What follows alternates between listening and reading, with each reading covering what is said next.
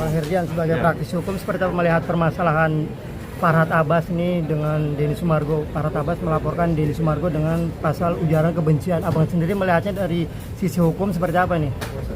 Yang jelas memang mesti dilihat dari, kalau namanya pidana itu ada yang namanya mens rea actus reus. Artinya mesti dilihat ada niat dan ada akibat dari perbuatan. Jadi makanya pidana itu nggak bisa melulu karena ada akibat perbuatan, nggak ditanya niatnya atau nggak dicari niatnya, dia berniat atau enggak.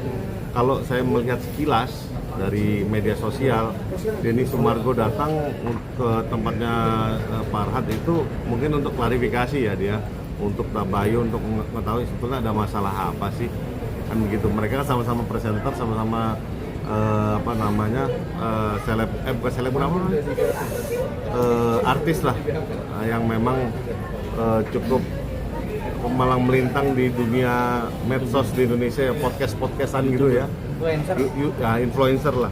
Artinya mereka punya satu followers yang memang benar-benar setia melihat mereka, apapun yang mereka perbuat menjadi tontonan sehari-hari mereka. Nah makanya yang dipertontonkan misalnya akibatnya ketika tabayun, habis itu mereka berantem terus saling lapor, bukan saling lapor ya, cuman Farhad yang melaporkan ya. Iya. Ya saya pikir itu laporan itu haknya Farhad juga, cuman terus terang kalau kita melihat dari situasi dan kondisi sekarang, namanya laporan itu mau sejauh mana sih? Karena kenapa? Laporan polisi itu adalah ultimum remedium. Artinya langkah terakhir ketika memang tidak ada jawaban lagi soal persoalan yang ditemuin antara dua belah pihak. Jadi memang kalau memang berharap dengan laporan polisi untuk menyelesaikan masalah, menurut saya itu agak salah besar ya. Karena kenapa? Masalah itu kan selalu timbul. Kalau di laporan polisi itu ada menang, ada kalah. Jadi solusinya tuh kadang-kadang nggak sesuai dengan harapan. Oke Bang, dilihat dari hukumnya, apa unsur ujaran kebenciannya berat apa gimana Bang? Ada nggak sih Bang dari yang dilakukan Densu yang Abang lihat di media sosial videonya? Unsur ujaran kebenciannya ada nggak? Kalau menurut saya pribadi ya, walaupun saya bukan ahli ya, kalau saya mengomentari hal tersebut memang sedikit banyak agak kurang kena ya, dalam artian kalau misalnya sampai ujaran kebencian itu kayak gini, kalau mengajak orang lain untuk melakukan suatu tindakan destruktif itu ujaran kebencian. Artinya kayak dia mendiskreditkan salah satu suku, mendiskreditkan salah satu golongan, mendiskreditkan salah satu pihak yang memang cenderung untuk dibully. Nah itu ujaran kebencian. Artinya laporan ini boleh dibilang berlebihan nggak sih Bang kalau menurut Abang sendiri dengan melihat kasusnya? Kalau berlebihan atau tidak itu kan tergantung karakter masing-masing orangnya. Makanya ketika saya bilang itu hak yang dia exercise ya, dia gunakan untuk saya merasa hak saya dilanggar. Nah, warga negara Indonesia ini mesti tahu soal haknya. Tapi ingat, jangan cuma melulu haknya, harus tahu kewajibannya. Artinya gini, ketika lo exercise hak untuk melapornya, nah kewajibannya apa? Apakah dia bisa menyajikan bukti-bukti yang cukup? Apakah dia bisa melakukan sesuatu hal yang memang sesuai dengan harapan dia, memenuhi unsur?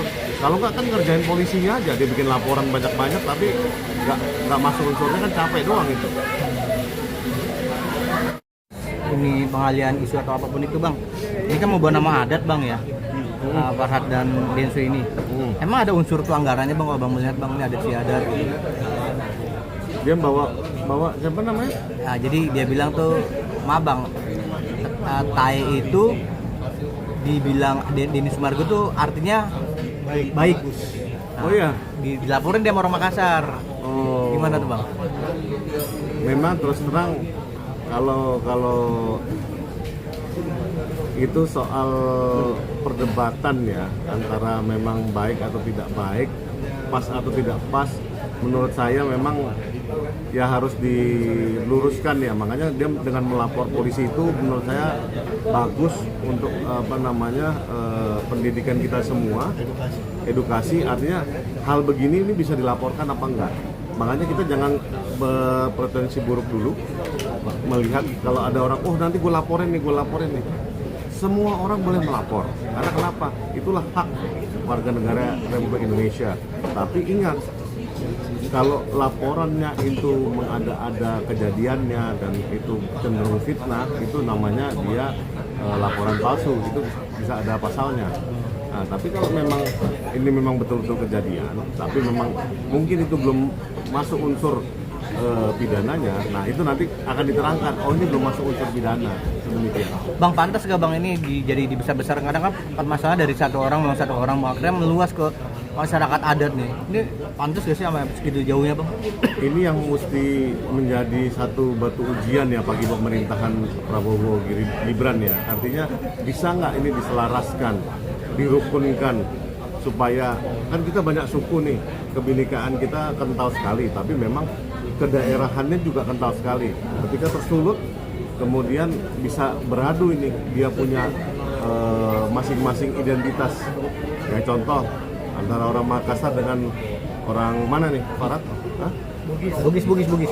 Makassar dengan Bugis itu panjang tuh, bakalan rame, karena memang dua suku yang berdekatan itu identitasnya sangat kental dan harga dirinya tinggi sekali.